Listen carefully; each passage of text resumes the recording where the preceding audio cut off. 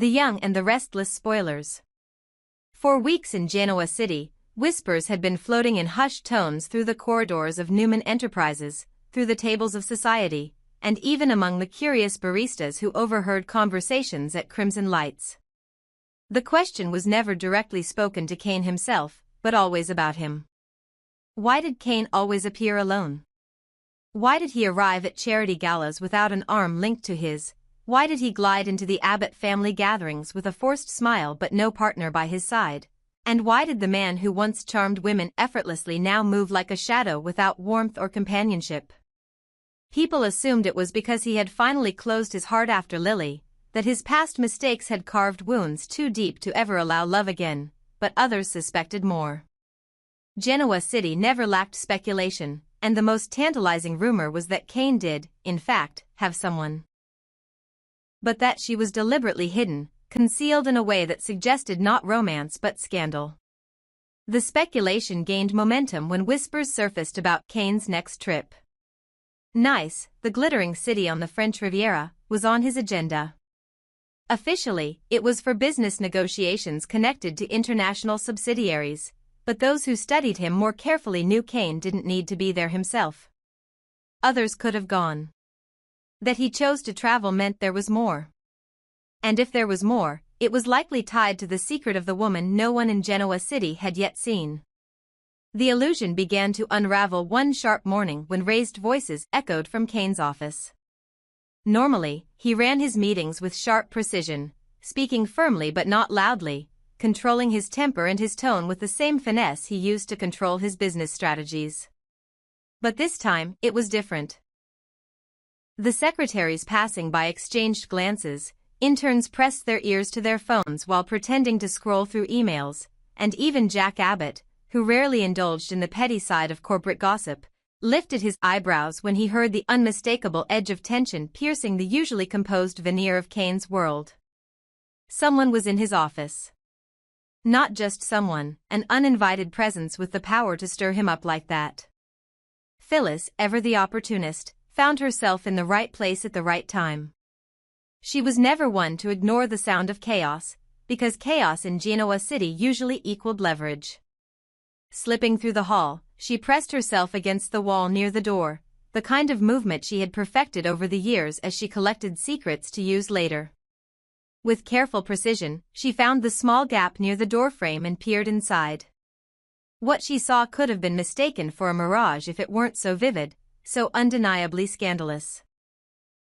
A woman stood in Kane's office, her blonde hair catching the light from the window, her posture taut with fury, her hands clenched into fists at her sides. Her voice, though muffled through the thick door, carried words sharp enough to be heard by anyone within range. And then came the word that made Phyllis's pulse quicken: husband. She called him her husband. Kane, the man whose very image had been reshaped by his turbulent marriage and divorce from Lily, was being called husband by another woman. And if that weren't enough, the venom dripping in her voice made it clear they were not engaged in some whispered romantic reunion but a brutal argument about power, control, and exposure. The name spilled out with unmistakable clarity: Tara. That revelation alone could have been enough to send shockwaves through Genoa City. Tara Locke, a woman already tangled in her own complex history, was now linked in some hidden bond with Kane. And what Phyllis gleaned from the fragments of their fight was not merely that they were connected but that Kane was actively trying to suppress her presence. He did not want her revealed, did not want the world to know she was tied to him. The way Tara snapped back, her voice rising and breaking as she hurled accusations, made it clear she had her own reasons for being furious. She accused him of keeping her hidden like a shameful secret, accused him of stripping her of her identity while he roamed Genoa City free of questions. He insisted, in tones dripping with authority, that her appearance could ruin everything, that her arrival would unravel not only his reputation but his fragile hold over the narrative of his life. Phyllis, her pulse racing, realized this was bigger than gossip. This was dynamite. And as she pressed herself closer to the door, she caught the undertone that made the entire thing more layered than she had imagined: Tara's jealousy of Lily. It wasn't subtle, and it wasn't buried beneath vague insinuations. Tara, in her rage, named Lily directly. She spat out the fear that Kane still loved Lily, that his every hesitation about letting Tara appear was rooted in some secret longing to reconnect with his ex-wife. To Tara, the pieces were clear. Kane feared that if she were revealed, Lily would see him not as a man ready to reunite but as a man tangled in a mess he could never explain. Tara accused him of holding out for reconciliation, and her words dripped with bitterness. The argument seemed to spiral, becoming less about the logistics of appearances and more about the raw, exposed nerves of love, loyalty, and betrayal. Tara reminded him that she was there, that she was flesh and blood, and that she had rights as his wife, words that to outsiders would sound like an earthquake ready to shatter every perception of Kane's solitary existence. Kane, on the other hand, fought not just with words but with desperation. He pleaded, his tone veering from anger to near begging, demanding that she understand the stakes. He could not allow her to walk into Genoa City at his side. He could not allow whispers to turn into headlines, could not allow the Abbotts, the Newmans, and every rival to feast on his scandal. For Tara, however, the heart of it was simpler. It wasn't about business, it wasn't about Genoa City's power struggles, it was about Lily. She knew Lily's name lingered like a ghost in Kane's life. She knew the ties they once had were not as severed as he pretended. She saw it in his eyes, in his silences, in his refusal to let go of the past. And if Lily was indeed considering a reconciliation, then Tara's existence was the one weapon that could cut it down at the roots. She was not going to be erased, not going to be silenced while another woman reclaimed what she believed was hers. The mention of Nice came again in their fight. Tara threatened that if Kane left for the Riviera without acknowledging her, she would no longer stay hidden. She would make herself visible, she would announce to anyone willing to listen that she was his wife, and she would unravel his carefully built life with a single sentence. Kane warned her that such a move would backfire, that it would expose her as much as it would destroy him, but the warning barely slowed her fury. And there, outside the office, Phyllis's mind raced as she pieced it all together. A secret marriage, hidden from the world. A jealous woman on the brink of exposure. A man desperate to keep control while clinging to the possibility of a past love. It was all there, ripe for manipulation, ripe for revelation. Phyllis knew one thing about Genoa City: secrets never stayed buried, not when people like her were around to unearth them. And this particular secret had the potential to shift alliances, to destroy trust, and to alter the very balance of power between families who had fought for dominance for decades. For Kane, the danger was no longer theoretical. With Phyllis watching, Tara raging, and Lily's name back in the air, he was standing on the edge of a cliff. One wrong step, one whispered rumor, one jealous move, and everything he thought he controlled would collapse into a scandal that Genoa City would feast on for months. The real question wasn't whether the truth would surface, it was when, and how destructive it would be when it finally exploded. Phyllis's heart pounded as she crouched against the doorframe, her phone in hand, the record button glowing red. In Genoa City, secrets were as good as currency, and Phyllis had long ago learned that evidence was the only thing stronger than rumor. The moment Tara raised her voice and Kane's defenses cracked, Phyllis didn't hesitate. She angled her phone just right, catching the muffled shouts and raw confessions bleeding through the wooden barrier. Every word, every accusation, every desperate attempt at denial was being immortalized in digital clarity. This was no longer just idle gossip, this was proof, a weapon forged in real time. As the shouting escalated, Phyllis's mind raced with the implications. She had heard many shocking things in her lifetime, but what she captured now had the power to dismantle reputations and rewrite family histories. The argument between Kane and Tara was no longer a private squabble, it was an unmasking, one that could ripple across every corner of Genoa City's web of families. Inside the office, Tara's voice cut like glass. She had made her intentions clear, she would no longer remain hidden. She was tired of living like a ghost while Kane paraded around as though he were unattached. She demanded her place at his side, demanded recognition, demanded that the world see her not as a secret but as his wife. But Kane, his voice low and forceful, rejected her plea again and again. He warned her that to appear now, to step into the spotlight of Genoa City society, would mean exposure of their arrangement, their mistakes, and their secrets.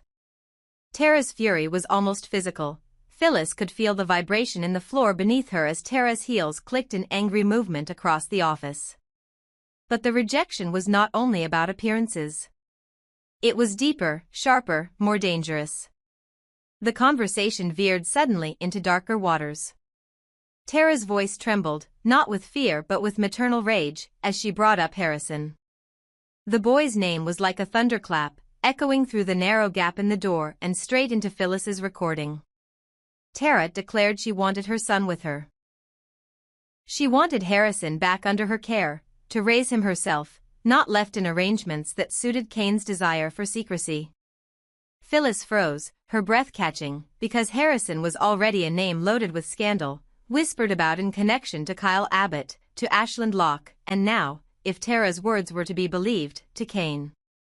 The idea that Kane might be refusing to let Tara reclaim Harrison because he had his own claim to the boy was staggering. Kane's voice, strained and raw, tried to shut it down. He told Tara flatly that bringing Harrison into the fight was unacceptable, that he would not allow her to disrupt the boy's life with her sudden demands. But the way he said it, the defensive sharpness in his tone, made Phyllis narrow her eyes. She had known Kane long enough to recognize when he was lying, not just to others but to himself. Tara pressed harder, her words dripping with venom, insisting that Kane could not erase her from her son's life, could not decide in silence what Harrison's fate would be. The implication hung in the air: if Harrison truly was Kane's child, then Kane had been hiding more than just a secret wife.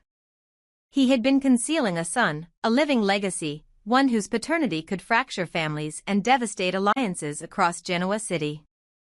Phyllis adjusted her grip on her phone, realizing that the recording was no longer just explosive gossip.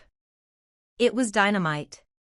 Proof of a hidden marriage was already scandalous enough, but the possibility that Kane might be Harrison's biological father was beyond comprehension. That revelation could crush Lily's tentative steps toward forgiving him, destroy Kyle's already fragile grasp on fatherhood, and ignite wars between families that had already been through enough betrayals. Tara's words made it clear, she was not backing down. If Kane thought he could silence her, if he thought he could keep her and Harrison in the shadows, he was mistaken. She would force her way into the light, even if it meant dragging every hidden truth with her. Kane, in his desperation, tried everything. He begged, pleaded, warned her about the destruction such an admission would bring. He spoke of reputations, of stability, of the damage to Harrison himself if the boy's paternity became a weapon in the crossfire. But Tara had reached her breaking point. She was done being controlled, done being silenced, done being the phantom wife locked away while Kane played the part of the reformed man in Genoa City. Her voice rose higher, demanding recognition, demanding her son, demanding a place in the narrative Kane had carefully sculpted. And outside, Phyllis listened, her lips curling into the faintest of smiles. This was more than she could have ever dreamed of stumbling upon. The recording in her hands could dismantle Kane's carefully crafted image, ruin his future, and topple anyone connected to the lie. More importantly, it gave her power. In a town where power was often more valuable than money, Phyllis now held the sharpest blade. She could expose Kane and Tara whenever she chose, could corner them into submission, or could dangle the secret as leverage to gain what she wanted. The possibilities spun through her mind like sparks from a fire, each more intoxicating than the last. But in the heart of Kane's office, the fight showed no signs of resolution. Tara's fury had reached the point of no return. Harrison's name lingered between them like a curse, a question neither could answer without destroying the other. Was the boy truly Kane's son? Or was this another manipulation, a desperate ploy by Tara to force herself into relevance by wielding the most dangerous weapon a woman could claim in Genoa City, a child with uncertain paternity?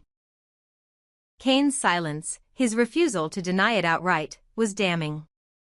His hesitation painted him as guilty, and in Phyllis's recording, that hesitation was clear for anyone to hear. The truth was an inferno waiting for a spark. If Harrison was Kane's son, everything would change.